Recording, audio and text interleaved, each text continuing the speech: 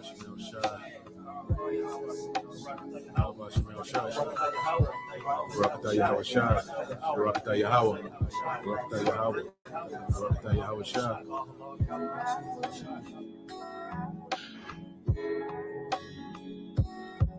tabernacle of the Most High, the kingdom tabernacle of the Most High is with men. But the tabernacle of the Most High, that's like the temple of the Most High. That's the kingdom, right? It's with men, so that means we got the knowledge. We already have the tabernacle of the Most High. We already got the kingdom. We already have it. Spiritually, we have it. But the physical part is going to come. The physical manifestation of it is going to come soon. Okay? See, New Jerusalem is talking about the physical manifestation of the one when Yahweh actually sets up the kingdom on earth. Right? This old place passed away. This wicked ass kingdom, because this is heaven. For Esau, this is passed away. America is going to be destroyed, but the new kingdom is going to be set up on earth, spiritually and physically.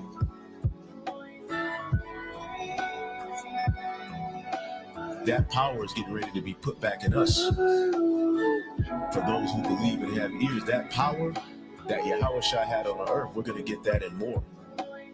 And we're going to get those heavenly bodies, man. See, Yahweh Shai died on the cross and went through all that he went through so he could go back on the right-hand side and be glorified.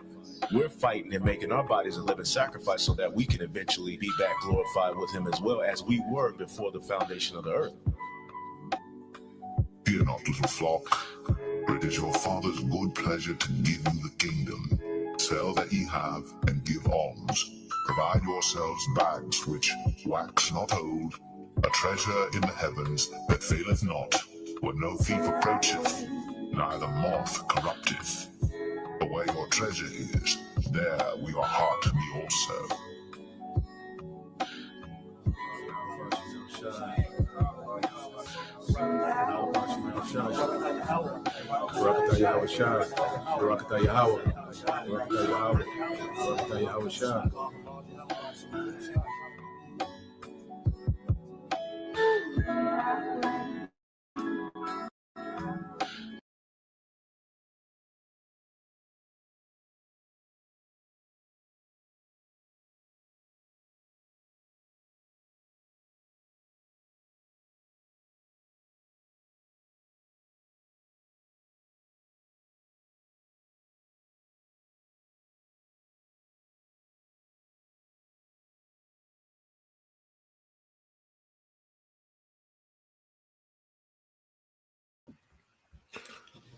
All right. All right, Shalom. First and foremost, I would like to give all praise and glory unto Yahweh, Hashem, Yahweh Shai, Hashem, Kakadash. Double honors unto the apostles and the elders of GMS who rule well, teach well, being great examples to his younger brothers, and peace and blessings and salutation to the whole elect out there pushing his word and truth and in sincerity across the four winds in the name of Yahweh Bashem Yahweh Shai, pushing to get up out of here. Shalom to the hopeful elect, the believers, the listeners whom have came back to the obedience of the scriptures through faith in Yahweh Bashem Yahweh Shai. All right, so I want to get into a lesson today. All right, based off some documentaries I watch. All right, and it kind of goes into a two-tier lesson, you know, how the devil pretty much, stole America and how he's involved, okay, with all these different coups, okay, around the earth, okay, and ultimately the biggest thief, all right, of all time is Esau Edom, beginning with Amalek, okay, and he was still, okay, by the way of the sword.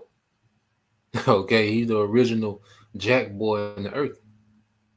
Okay, and this man's history, all right, is based on ill dealings, man.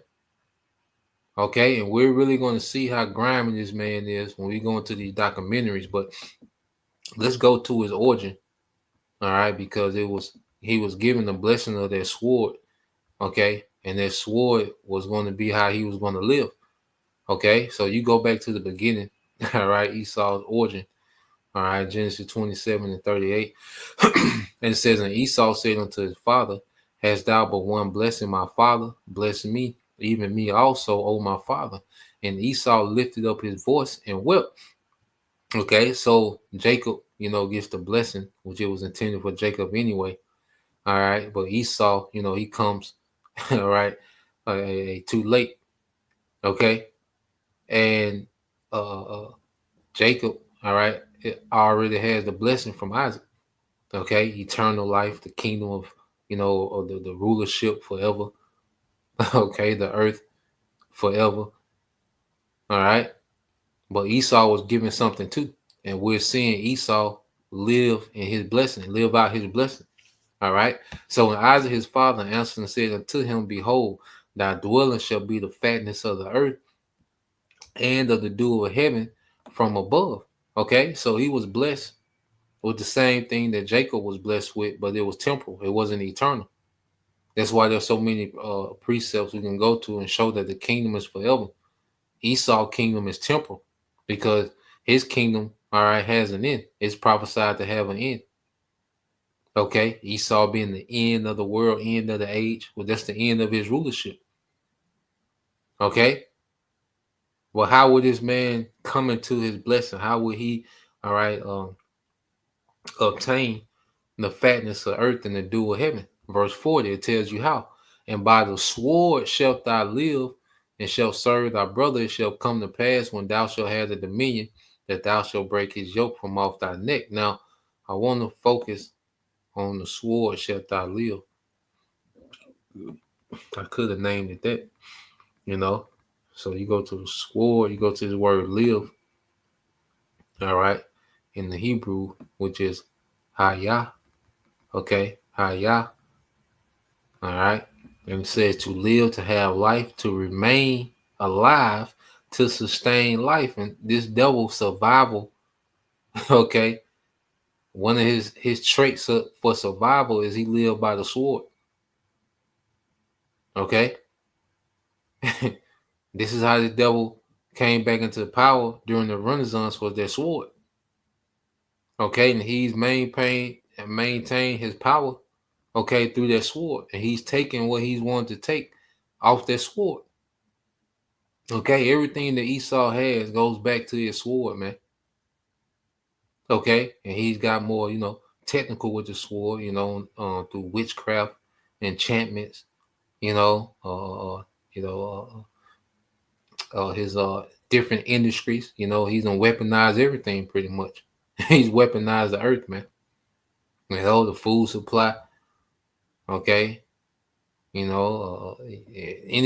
that brings about death, that this man has mass manufactured in the earth, that's related to his sword. Okay, even his tongue, his tongue is like a sharp sword, because he tell lies, all right, and people are deleted, people are destroyed behind his lies, man. Okay, so this is how this man will live, and he will make his come up off the sword. All right, and even Yahweh Shah warned us about this, man. And then we'll get into some of these videos. All right, but even Yahweh Shah, and I had just looked up this word. When you go to St. John 10, all right, and 10, it said the thief cometh not, but for to steal and to kill and destroy. Okay, and the thief is Esau Edom, man. Yahweh Shah, all right, was speaking of Esau, man. Okay. I am come that they might have life and that they might have it more abundantly, man, because Jake was oppressed under Edom Rome at the time, which they was known for what they heavy tribute, okay, that oppressive taxation and what their sword,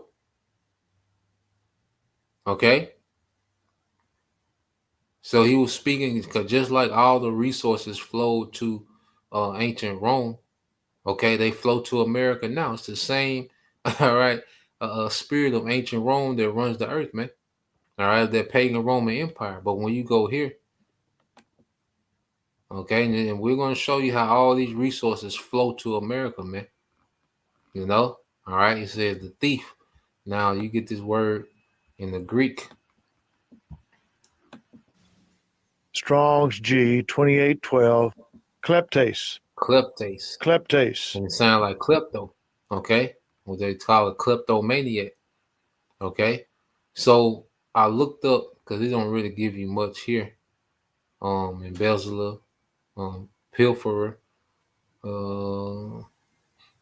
It said the name is transferred to false teachers. Okay, which is deception. Who do not care to instruct men, but abuse their confidence for their own gain. you know, and you go to this word um, kleptomaniac. All right, you go to this word kleptomaniac, which that's where that Greek word thief comes from. All right, and this describes your guy to the T. I'll say we're gonna watch it. All right, it said kleptomania. It said kleptomania is a mental health condition characterized by an irresistible urge to steal, despite the fact that the items stolen are not needed or have little value. It is classified as an impulse, all right, control disorder, man. All right, and Esau is the biggest example of a kleptomania. And he'll use this to describe someone, that's stealing deodorant just to steal it. He can't resist the urge to steal, but this man steals countries, lands, identities, resources. Okay. You go here, it says intense reoccurring urges to steal, inability to resist these urges. Okay. And this devil can't help but be the devil because this is how he's built. Okay. It says feelings of excitement or relief during or after stealing. Okay. Because this man, all right, here it is. Okay. The way that this, because he celebrates, okay, his wickedness, man. Columbus Day, okay, Andrew Jackson on the money. All these devils, on the money, the Mount Rushmore, that's him boasting in his robbery, man. Like a nigga would do. Okay? So I was looking there, I said, yeah, this is Esau for sure. Now, it said the exact cause of kleptomania are unknown, but it is believed to be influenced by a combination of factors, including genetics. Okay? It's in his genes. That's how he's built. Okay? It says brain chemistry imbalances, and we know he's not right. Okay? As we see how this man runs the earth, we know this man ain't right up there, man. Okay? But I thought that was interesting, man. That same word for thief, goes back to this English word. All right, kleptomaniac. All right, Esau's a major kleptomaniac, man. Okay, so let's go from there. So let's go with this one real quick. All right, and let's see how he first got the land of America, and then we'll deal with once he, stole America.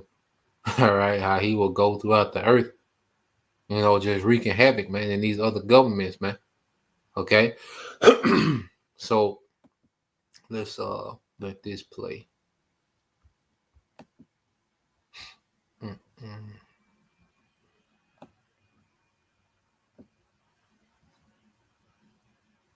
Come on, man. What this thing?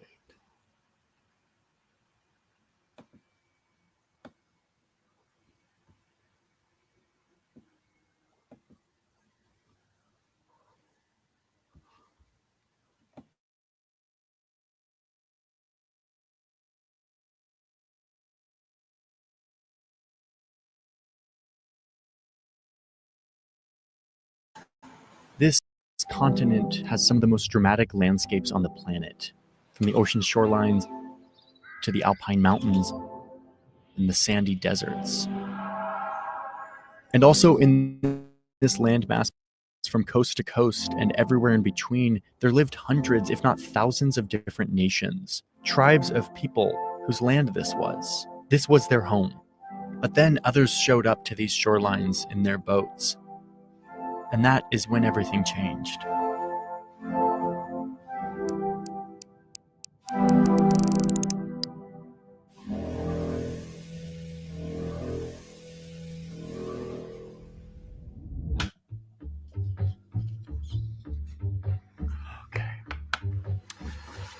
In the spring of 1803, two American politicians visiting Paris closed. Also, this is fair use. Fair use. I'm not monetizing or making any money off this video, just for educational purpose. Fair use. The sweetest real estate deal they had ever seen. With the simple stroke of a pen, their country doubled in size, all for just $15 million. But in this deal, which was called the Louisiana Purchase, the US didn't actually buy this land from France. France didn't actually own the land. What the United States was buying was the imperial rights to this huge swath of North America. This basically meant that France would stay out of the way and let the budding new empire, the United States, colonize it without interfering. If the United States really wanted ownership over this land, they would need to get it from the people who were here first, which at the time was lots of different native tribes. These are the people who had been here for thousands of years, way before Europeans had the idea of leaving their continent. And this land that the US just bought was theirs. Restaurant store. 30 chairs, non-squeak. 15 non-wobbly. Restaurant store. Lights. Restaurant store. Oh, and this isn't just me, like some modern enlightened person looking back and judging the United States at this time. The US knew that this wasn't their land and that they were going to have to buy it from the people living there. And their big plan was to do things differently, not like the old imperial powers that they had just broken away from. In fact, George Washington was, quote, determined that the US government's administration of Indian affairs shall be directed entirely by the great principles of justice and humanity. Go USA, let's do this in the right way. So instead of conquest, they would negotiate and sign formal treaties with these native nations. Then they would pay them for their land, fair and square. After all, this was a country whose founding document highlights justice, tranquility, welfare, and liberty. In our series, How the US Stole, we get to see how the US grew from a group of English settlers to a global superpower. But none of those stories would exist without this one, the origin story, the first thing that the US ever stole. So Europeans are pouring into this newly formed country, the United States. And the government is making deals and signing treaties with the tribes, allowing these newcomer immigrants to settle on their land. At first, this is a fairly peaceful transactional process. The US would offer food, farming equipment, cash, the services of a blacksmith, all in exchange for ownership over this land. But unsurprisingly, a lot of these tribes had no interest in moving out of their ancestral lands in exchange for, like, farming equipment. And this is where all of George Washington's ideals of justice and humanity really start to dissolve. The US was becoming a more powerful nation. They needed more land for their booming population. So the impatient settlers and their government started playing dirty. The westward movement was like a great tidal wave. You start to see what happens when these tribes say no to the newly powerful United States.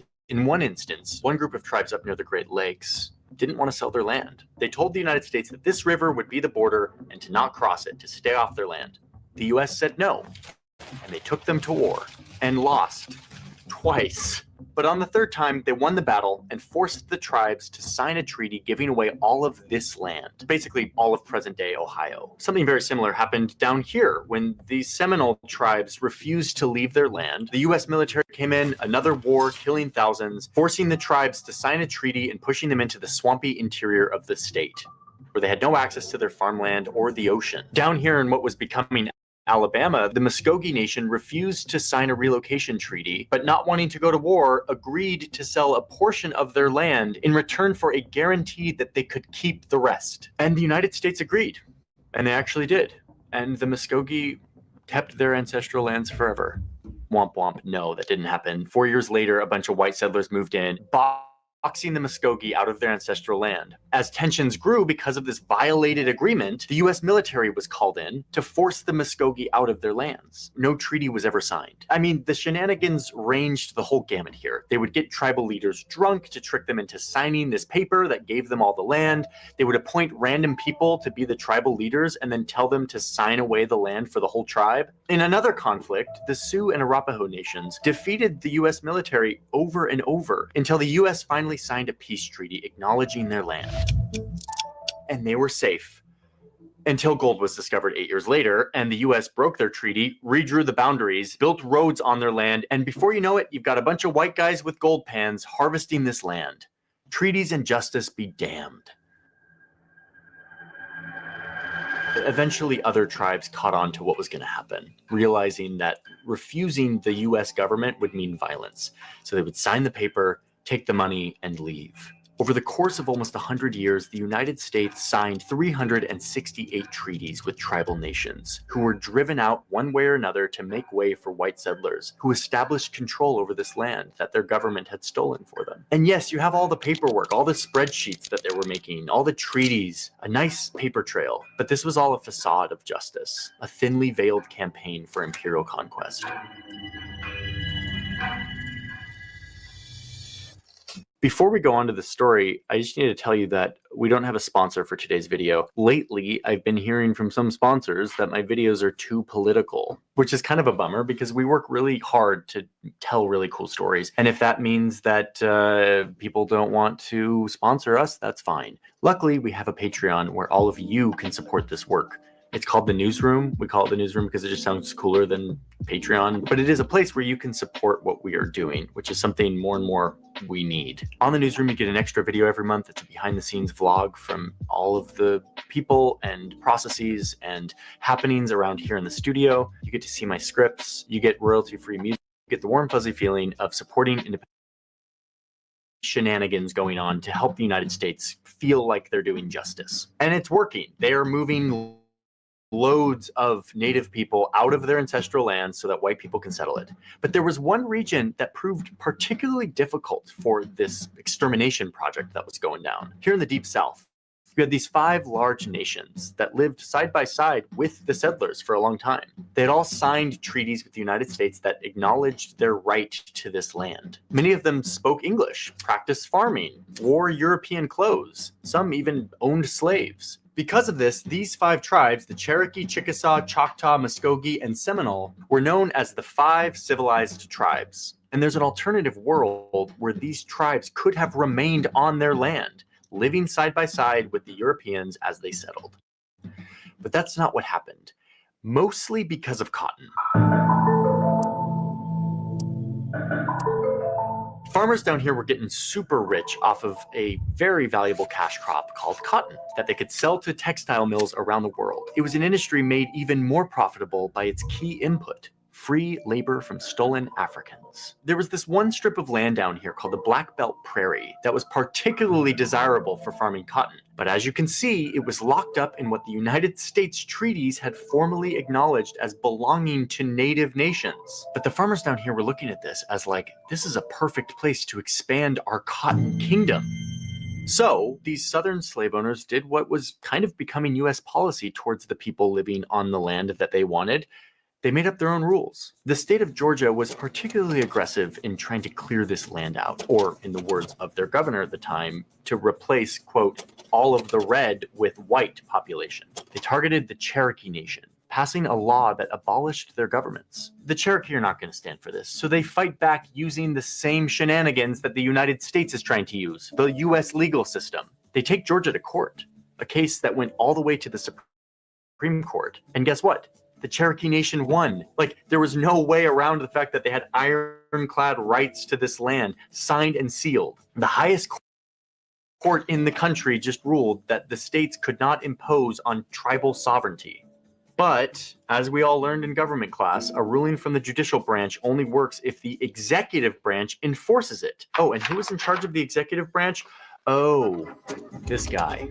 The guy who wrote a letter to his wife during the War of 1812 from the battlefield saying that he had successfully slaughtered 170 Native Americans in, quote, an elegant style. Oh, and the guy who's on our $20 bill? Yeah, him. Andrew Jackson thought that negotiating treaties with the people who were living here was a ridiculous notion. So he looks at the Supreme Court ruling that validates the Cherokees' right to their land, and he literally responds in the snarkiest way possible, saying, the Chief Justice, John Marshall, has, quote, made his decision. Now let him enforce it. No, he was not going to enforce it. Jackson had a different plan in mind. It came in the form of a new law that he pushed through both houses of Congress. His whole worldview towards First Americans embodied in a piece of American legislation, the Indian Removal Act of 1830. This law used taxpayer money to get tribes out of the United States and to relocate them to an uninhabitable place that surely no American settler will ever end up. The Great Plains seemed an inhospitable land to people familiar with the eastern states and of Europe. This became their dumping ground, and it came with a promise. Move here and we will never mess with you again. And what's crazy to me is that even after all of the shenanigans, all the facades, they continued to play this charade, saying that the nation of Indians may choose to exchange their land where they now reside. The law says that the government had to negotiate these treaties fairly, voluntarily, peacefully, and that the government would, quote, forever secure and guarantee them their new land, and that they wouldn't break any of the pre-existing agreements that they had made in previous treaties. But no, this was just more pretending, a paper trail of pretend humanity.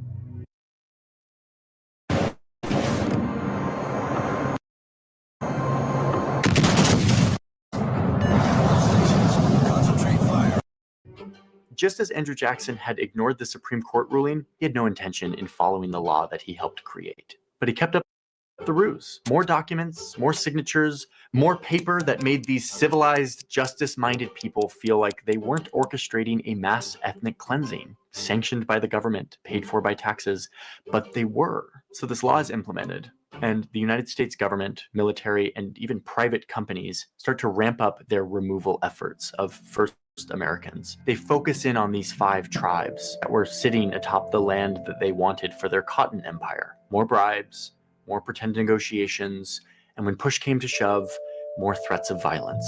The Cherokee eventually signed a treaty agreeing to sell their last portion of land, and they moved west, out to their little rectangle of land that had been allocated to them by the government on maps. The only problem was that the leader who signed the treaty on behalf of the Cherokee people was not actually the real leader. They had no authority to make this decision.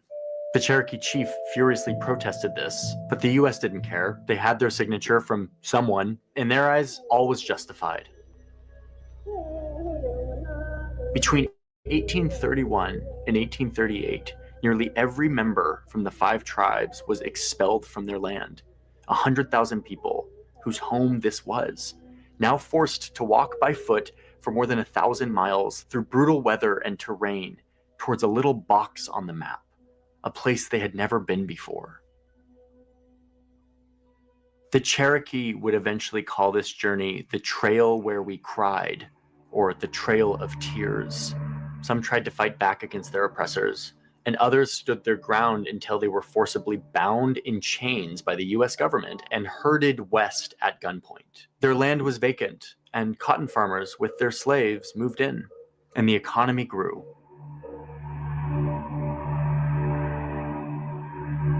We'll never know how many people died during all of this, how many lives were really destroyed. Some people say 3,000, other estimates say 15,000, but you don't need those numbers to see how destructive this was. It was systematic, it was documented, and it was enshrined in law. We have a paper trail of all of it, showing the receipts, the payments, the treaties, the bureaucracy of it all. It's like a bunch of spreadsheets from the 1800s. American settlers, in an effort to be different from the old world empires they fled, ended up carrying out the first state-sponsored ethnic cleansing. There's a reason why Hitler, 100 years later, references this exact event, this process, when he was carrying out his own ethnic cleansing. He said that the Volga, which was a river in Russia, would be, quote, our Mississippi. He said that Europe, not America, would be the land of unlimited possibilities.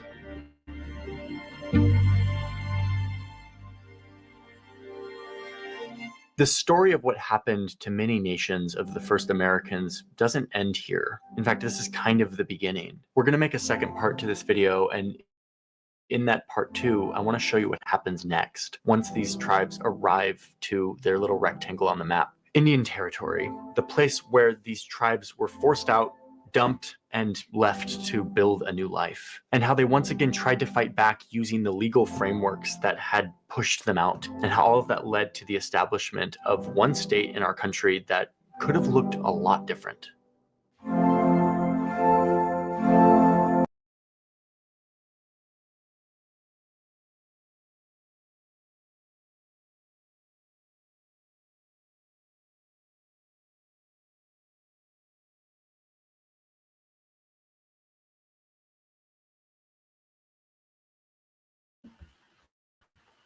So I'll leave the link here. All right. And you just see that Esau is just the devil that the Bible speaks of, you know. And as it will prophesy, he will live by the sword, you know. And the scripture described this man. Okay. And brothers have been putting up precepts. Let's get a few that brothers have put up. Okay. It's the brother,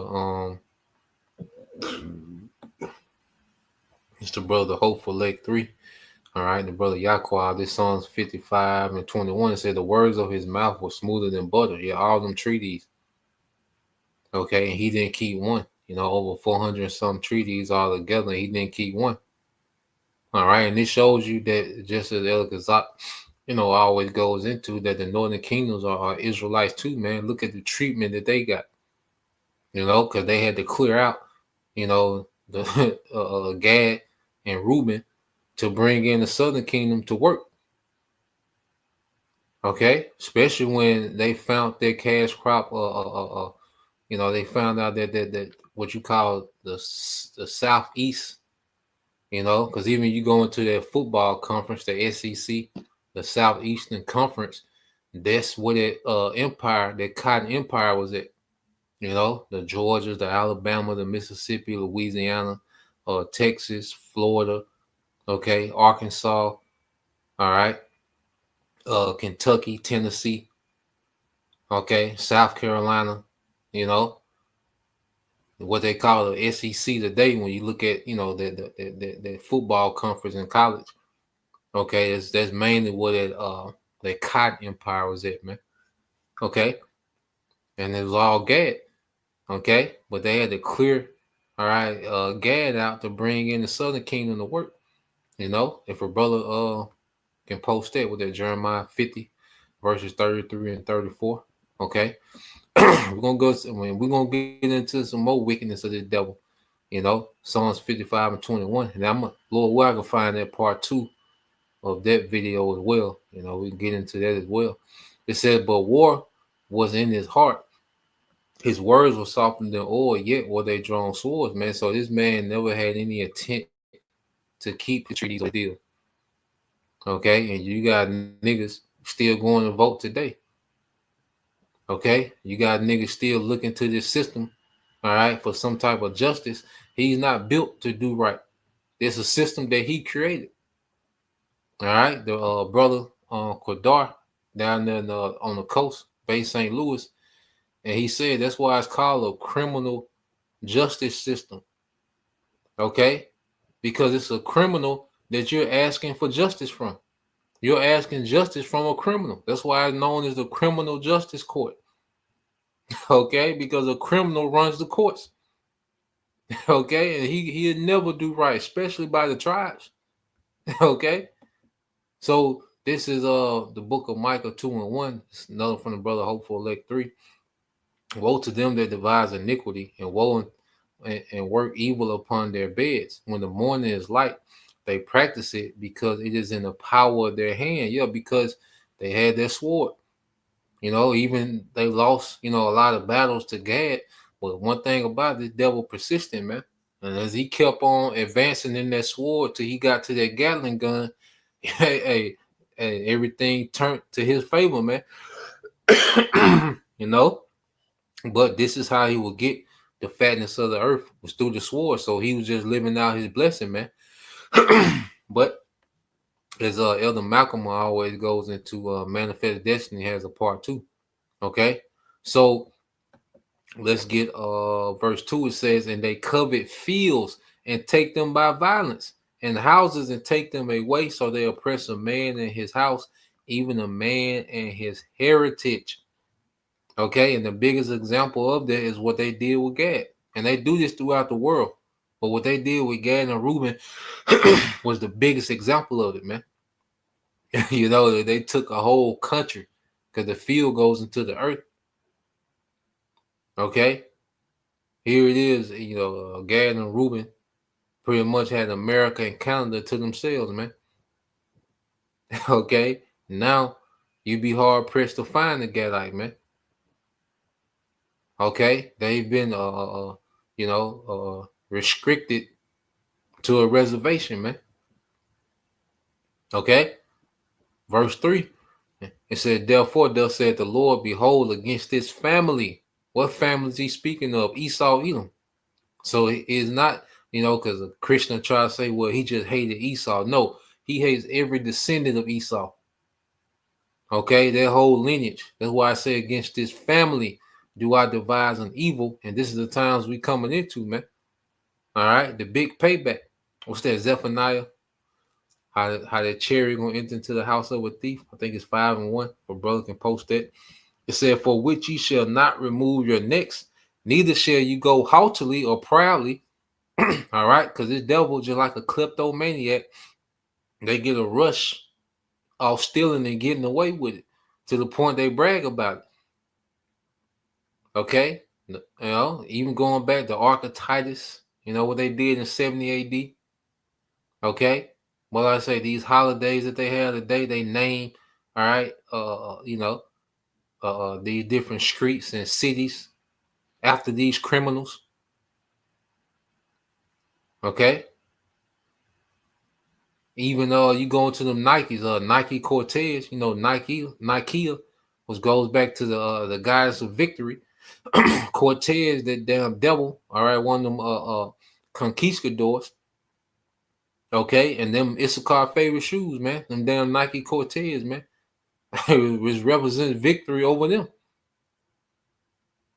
Okay? And it says, for this time is evil. Yeah, and it's gonna be a bad time for the devil, man. All right? Because all them chickens coming home to roost. Okay? So, yeah, I'm gonna get them. Yep.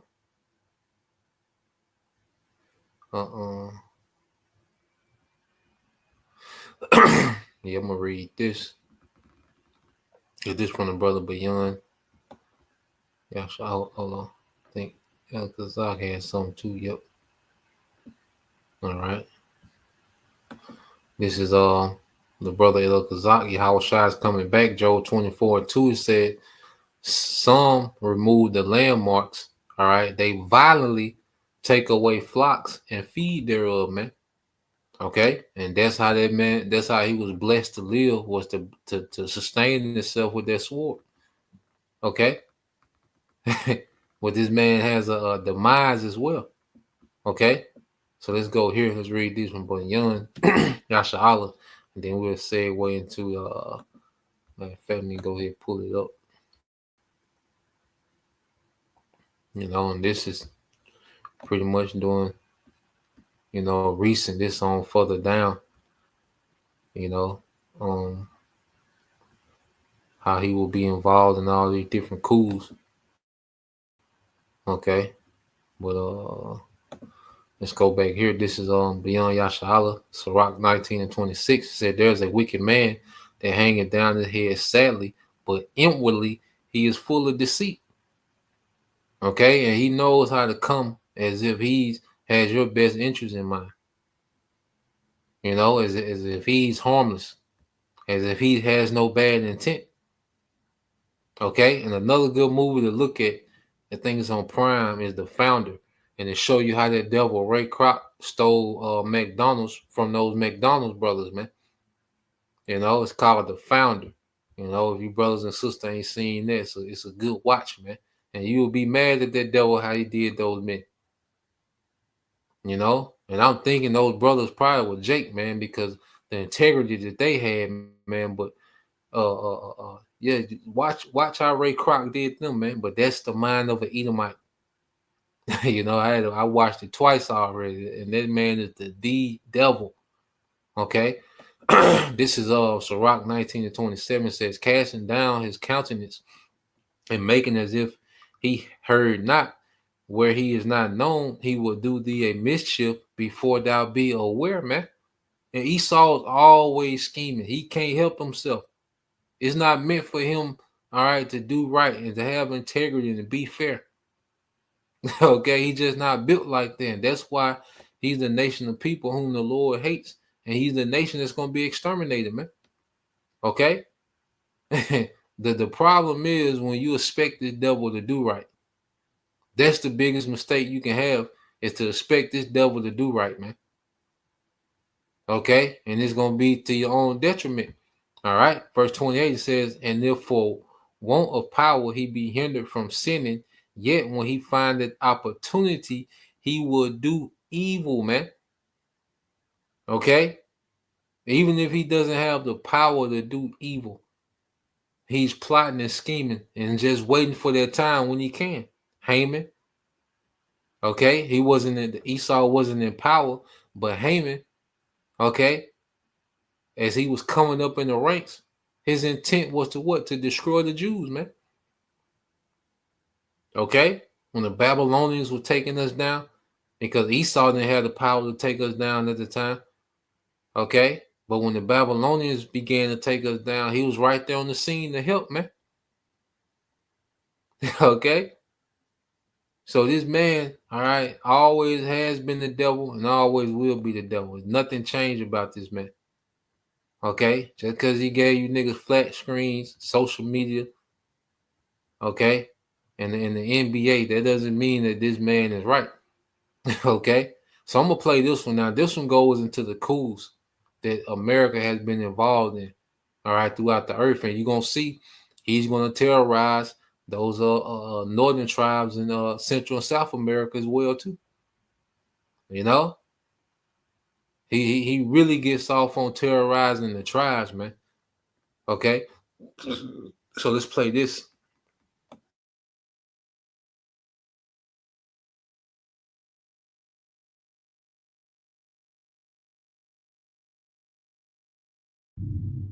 There's a weapon that powerful countries use to get rid of leaders they don't like, leaders from other countries. It's called a coup. It's a French word that means a punch or a blow, because it kind of means coming in and forcibly punching out a government from power. No elections, no process, just power being seized. Just someone being pushed out and someone being put in. Coups happen in so many different ways, but I want to show you how the coup has been used by the United States of America as a tool to get what they want on the world stage. So let me walk you through some of the major US-led coups over the years to show you that while it sometimes seems like we live in a world full of order and rules, the reality is that the most powerful countries will often get their way by whatever means necessary. Okay, so here's how I'm defining the US-led coups that I'm going to put on our list here. Number one, they were successful. There's a lot of failed coup attempts. We're leaving those out. Number two, there must be at least one US government official involved in the coup. And number three, we need concrete evidence that the US was actually involved, not just speculation. While the US has been involved in tons of regime change efforts around the world, we landed on a much shorter list. These are the coups that I think best exemplify how this tool has been used for international power over the years. Let's start here. The average person sees around 10,000 online ads daily. Here's how a man's life would change if he used pot. In the independent country of Hawaii, it's 1893, and the US is feeling like the Hawaiian queen is a threat to American control over sugar.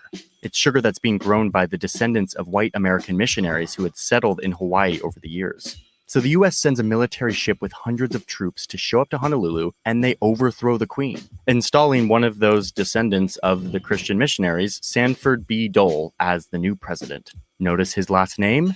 Yeah, this coup was one of the US's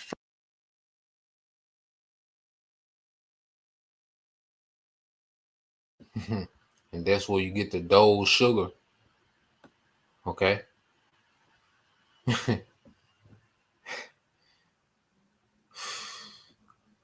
This man's a devil, man. Okay. And it's just so much to go into, but that's where you get that Dole sugar from, man. All right. And these devils will have people in there and acting like they're Christians, but they be there to infiltrate, man. Okay. They be there to infiltrate, but they be there like they on these missionary, missions, and they start a community and they scheming and they plotting out. Okay. Send the information back, and then they send in those troops and do a coup. Okay. And they capitalize off the resources, man. They prop up a puppet government, and American enterprise, all right, capitalizes off the resources. Okay. And this is a formula that they use throughout the earth. And he's going to keep going into it.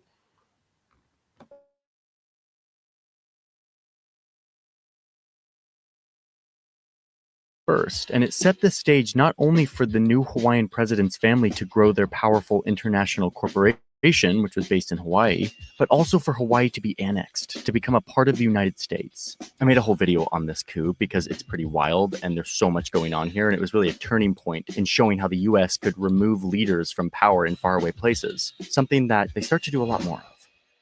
We're going to move on to the next coup, but I need to thank today's sponsor who makes these videos possible. Thank you, NordVPN, for sponsoring today's video. I've started using NordVPN for a lot of different things. When I'm traveling, I connect to the internet via the United States so that all of my accounts don't freak out thinking that like I'm someone from another country logging into my accounts. Oh, and by the way, that allows me to like watch Netflix from different countries as well, which is kind of cool. But it's more than that. It is a password manager. It is a malware blocker. It blocks annoying ads. It helps you encrypt files. It provides all these layers of extra security, which more and more is something that we all need. And the best part is you don't have to be like a technical person to do this.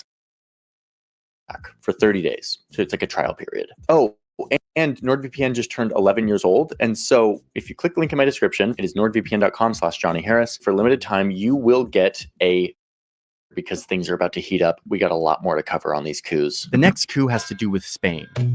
Well, actually more like Spain's colonies. Spain's glory days have come and gone. They are a declining empire, and there is major resistance in their colonies, especially in Cuba, Puerto Rico, and the Philippines. Meanwhile, the US is a rising empire, and they already are pretty uncomfortable with Spain having colonies like 100 miles off their coast. But at the same time, they don't love the idea of true independence for places like Cuba or Puerto Rico.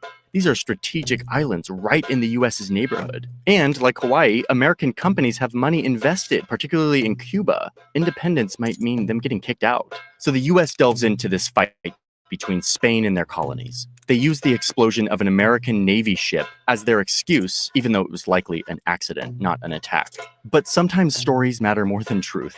So the US sends in troops to liberate the rebels fighting against their Spanish colonizers, promising them independence, not only in Cuba and Puerto Rico, but later over here in the Philippines and Guam. These local uprisings eventually drive out the Spanish. And in all of these cases, the US reneges on their promise to give independence to these locals. And they figure out ways to govern Cuba and Puerto Rico indirectly themselves. The US has just piggybacked off several independence movements to enact several coups at once, allowing them to install pro-American leaders and a Navy base in Cuba, and eventually annexing Puerto Rico and Guam, which they still control, and the Philippines, which they held for 48 years. Again, I made a whole video about this one too if you want to go deeper. Anyway, we got to move a little quicker here because we're not going to get through all these coups. Let's move on. Okay, so we're over here in Nicaragua. It's 1909. There's a bunch of powerful American companies here, but a new president comes to power vowing to regulate them. The US is not going to let this happen. So the Secretary of State starts spreading rumors to smear this guy, this president, saying that he's building a canal that would compete with the Panama Canal. But really, they're just upset because Nicaragua's taking loans from Europe. The US keeps painting this guy as a war criminal and someone worthy of being thrown out. So push comes to shove, and the US sends ships to both of Nicaragua's coasts. They assemble a bunch of Marines in Panama, basically just flexing on Nicaragua and telling the president to step down. And the benefit of being a rising superpower is that it worked. He has no choice but to step down. And soon, a leader that the US likes comes to power. The coup is complete, and really, this is the first of many instances of the US meddling in Nicaragua. A few years later, the US is back in the region for another coup in next-door Honduras. This one was plotted by a band of private American citizens, and it follows a similar pattern. A new president comes to town, in this case directly inspired by Nicaragua's president, and he wants to take back control of the country from American businesses. In this case, we're talking about bananas. The banana companies were not going to let this happen. And it was mostly this guy, a banana businessman named Sam the Banana Man.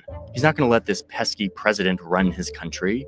No. So he assembles his own militia. He literally buys a surplus Navy ship, loads it up with weapons, and starts his campaign to get this president out. He sails from New Orleans to the coast of Honduras, and he literally invades the country with like a private army. Wait, where's the US government in all this? They also didn't like the political direction of Honduras either, so they just sort of stood back, let this private invasion happen, and then at the critical moment, the US steps in to order a ceasefire, basically bullying the president to step down. He had no way forward, no defense, so he resigns. And the Banana Man's leader of choice takes the presidency, giving the banana businessman land and a unique status to import anything he needs tax-free. And, wait for it, he refunds him for all of the coup expenses using public Honduran money. This banana man literally overthrew the government and made Honduras pay for it. Wow. Okay, so let's move forward to the 50s, where the coup becomes a more useful tool in the American toolkit. There's this new US agency dedicated to collecting and analyzing information from all over the world, meaning for spying. They call it the Central Intelligence Agency, the CIA, and it completely revolutionizes the art of the coup. Oh, and at this point, the US is now a full-blown global superpower, no longer just looking in their own neighborhood, but rather at the whole world map, investing huge resources into fighting their global rival and its communist ideology. What are you doing dressed like that? You look like a freaking idiot. Well, it's freaking cold out here, and someone's got to do the raking.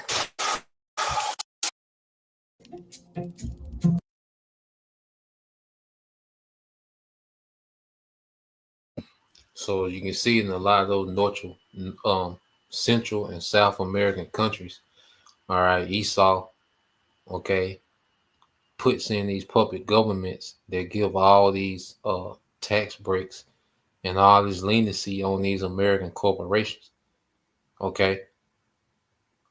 You see what niggas do on the domestic level, Esau does on a global level.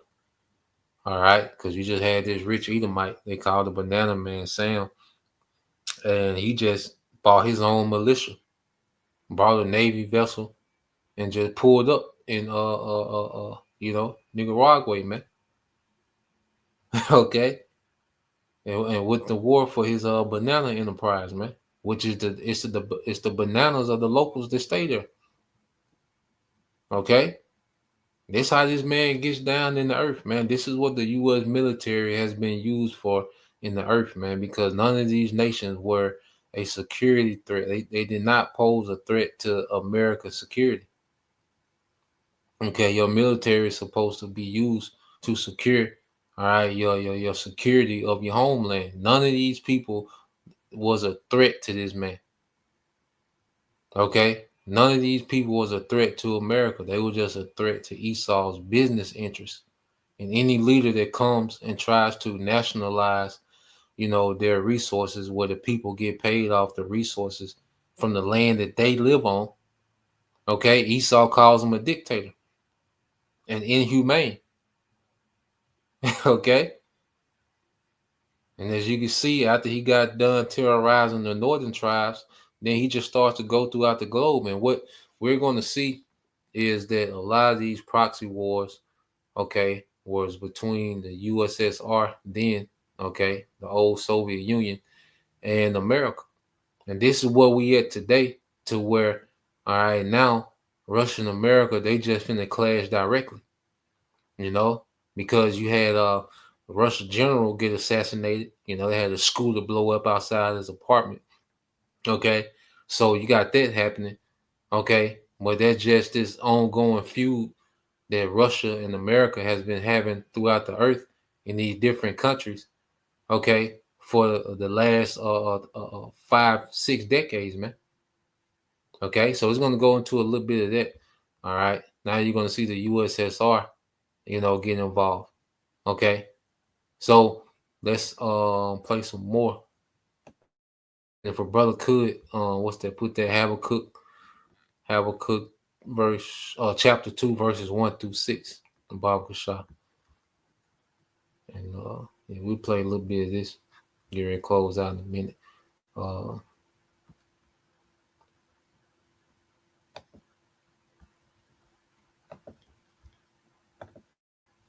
So this gets us to Iran, 1953, where Iran had just elected a new star politician, Mohammad Mossadegh.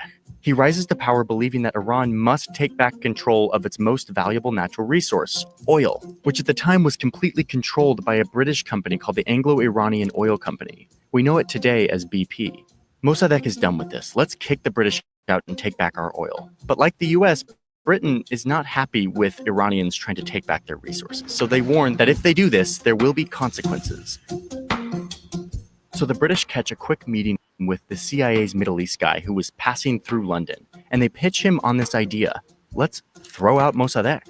The CIA's like, okay, and they kind of sniff communist vibes on Mossadegh with this big desire to nationalize Iran's oil, or at least they tell themselves they do. So the CIA agrees, and they secretly send this guy to Iran. He's the Middle East bureau chief, Kermit Roosevelt. He's like in his 30s. Oh, and yes, he is the grandson of another big coup guy, Teddy Roosevelt, who I have gone into in other videos. Roosevelt sneaks into Iran and is given $1 million taxpayer dollars to use, quote, in any way that would bring about the fall of Mossadegh.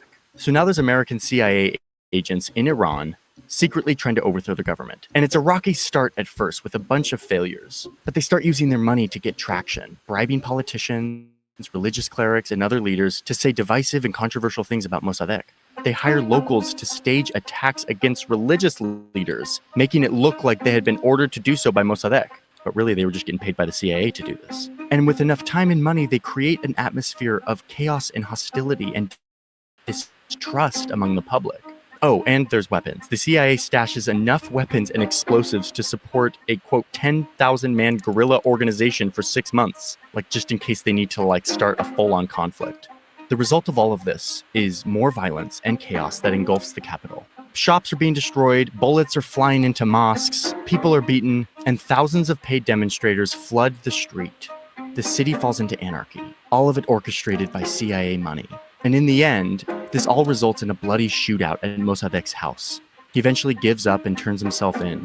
He's put through a sham trial and found guilty of treason and sentenced to 3 years in solitary confinement and then house arrest, where he stayed until his death. The previous ruler of Iran, Mohammad Reza Shah, which just means king, had fled the country.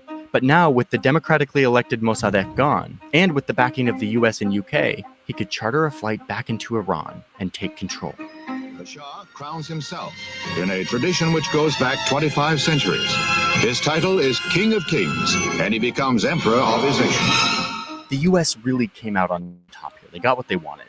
They now have an American-friendly dictator in a powerful country in the Middle East, who is now welcoming American oil companies to get in on one of the largest oil reserves on Earth. Under the Shah, Iran becomes a brutal police state. He executed military officers, student leaders, anyone associated with Mossadegh.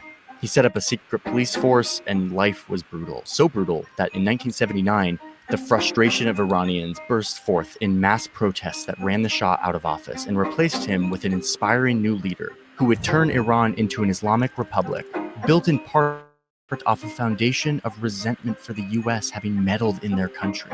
The Islamic Republic has held power ever since, and has morphed into the oppressive theocracy we know today, though maybe not for long.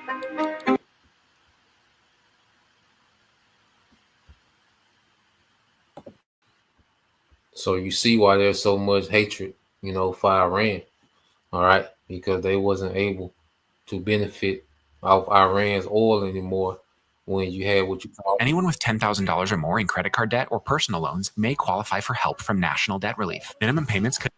When you had what they call the Ayatollah, which is the Republic, Islamic Republic government that they have set up today.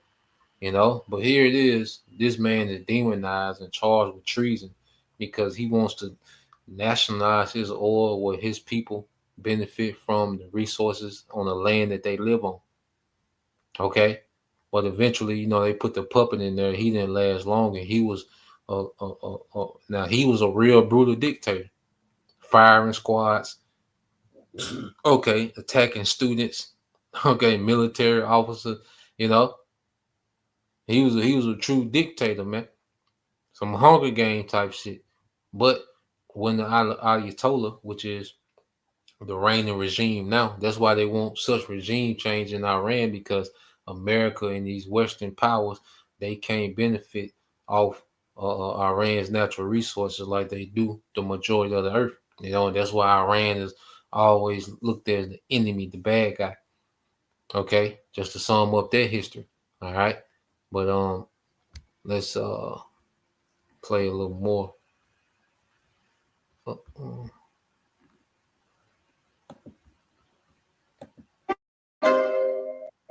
Before we go on, a quick reminder that all of these coups, these plans to overthrow leaders in other countries, did not require American votes or consensus or approval of Congress. It was usually just a few key men in government buildings in Washington, D.C. making this happen. These people would go on to define the Cold War and shape so many covert operations around the world that many of which we'll never know about.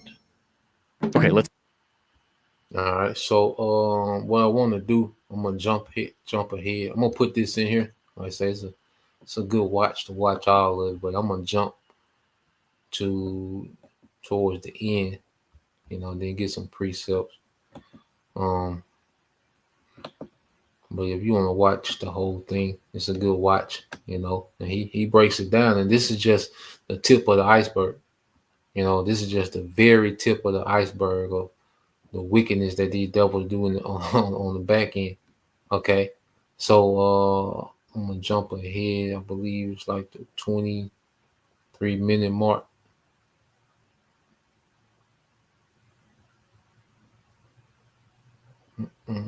Let's see.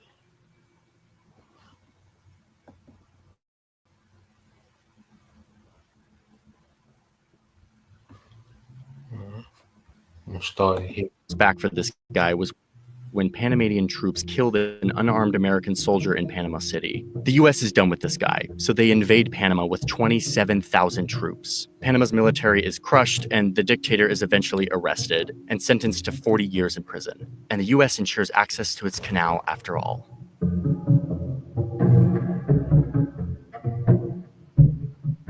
Okay, so now it's the end of the 1980s, and the Soviets are invading Afghanistan and are meeting resistance from a bunch of fighters from all over the world who have come to Afghanistan to fight back against the Soviet occupation, many of them with fundamentalist religious motivations. But the US doesn't care about their motivation. They just care that they're willing to fight against the Soviets and the Soviets' puppet, the Afghan president. And it totally works. With the help of the US, these fighters push the Soviets back and successfully run the Afghan president out of office. And as he's being run out of office, he forebodingly warns the Americans that if they leave Afghanistan in the hands of these fighters, that it would, quote, be turned into a center for terrorism. And his prophecy was completely fulfilled. Those US-funded fighters were people whose names we know today. Osama bin Laden, Abu Musab al-Zarqawi, the guy who started the group that would eventually become ISIS. Those same weapons that the US sent to counter the Soviets and to effect regime change in Afghanistan would go on to be used against American soldiers years later, when the US was back, orchestrating yet another regime change after 9/11, against the very groups they once enabled. The US would eventually leave Afghanistan, only to find the country immediately falling back into Taliban rule. We're almost to the end of our list, and we're now in modern day. It's 2003, and 150,000 American troops invade Iraq. They say that they are there to find and destroy weapons of mass destruction, but their main focus is taking out this guy, Saddam Hussein, which they do in a matter of weeks. Saddam fleeing into hiding, and President Bush declaring mission accomplished, establishing an American-friendly government in Iraq, creating once again a negative byproduct by alienating huge swaths of the Iraqi people and army who form a bunch of anti-American rebel groups that go on to fight against the American occupation, some morphing into groups like ISIS who wreak all kinds of havoc on the region to this day. Once again, I made a whole video about this topic. Go check it out. Iraq remains a place of deep political instability. Trust in government is extremely low. And the question of how and why we did this expensive, horrific, destructive coup is still something that there aren't really good answers to. Again, you can go watch my video for more on that.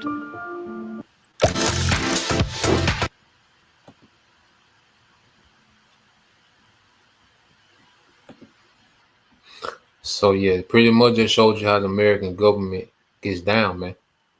Okay, it's very grimy. You see how they came up, as they stole, America. All right.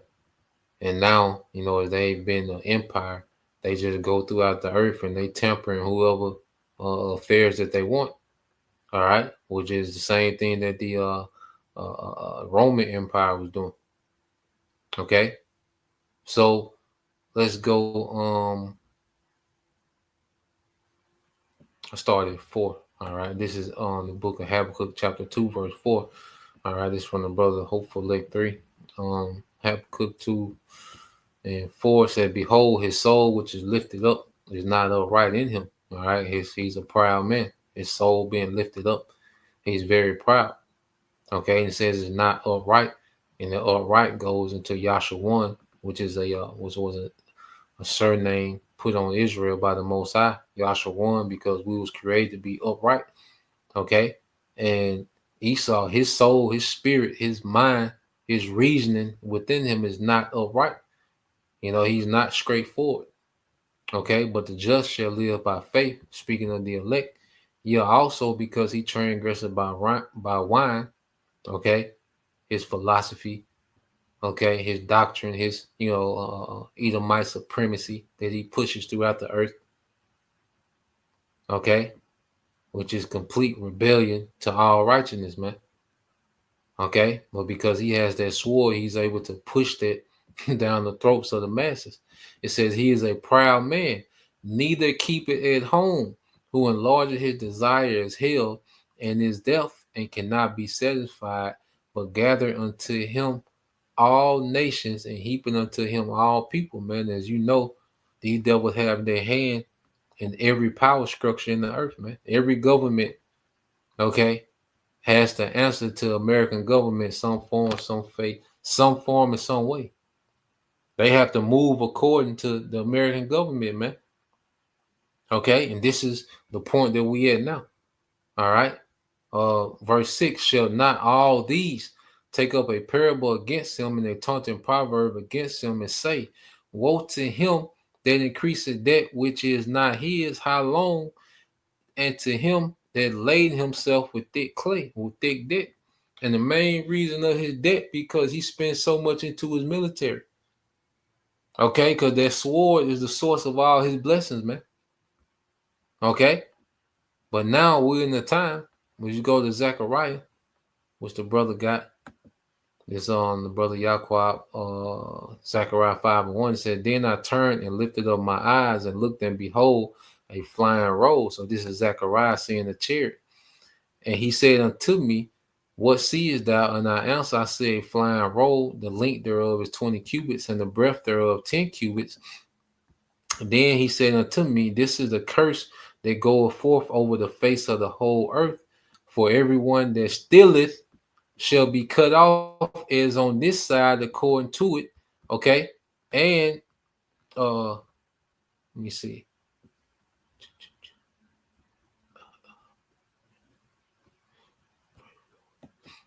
All right, verse 4 says, and I will bring it forth, said the Lord of hosts, and it shall enter into the house of the thief. And right now, the earth is Esau's house. So as we have these chariot sightings, all right, hey, the Lord is revving up for that time, man. Well, hey, since Esau loves to invade and take, well, guess what? Yahweh Shai is going to invade and take, man. Okay, on them chariots, man.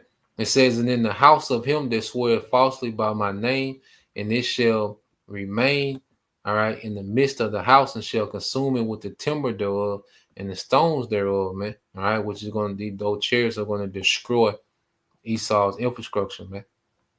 Okay, everything that this man has built up through robbery, all right, is going to be destroyed, and the wealth that he's harbored up unto himself is going to be taken, man. Okay.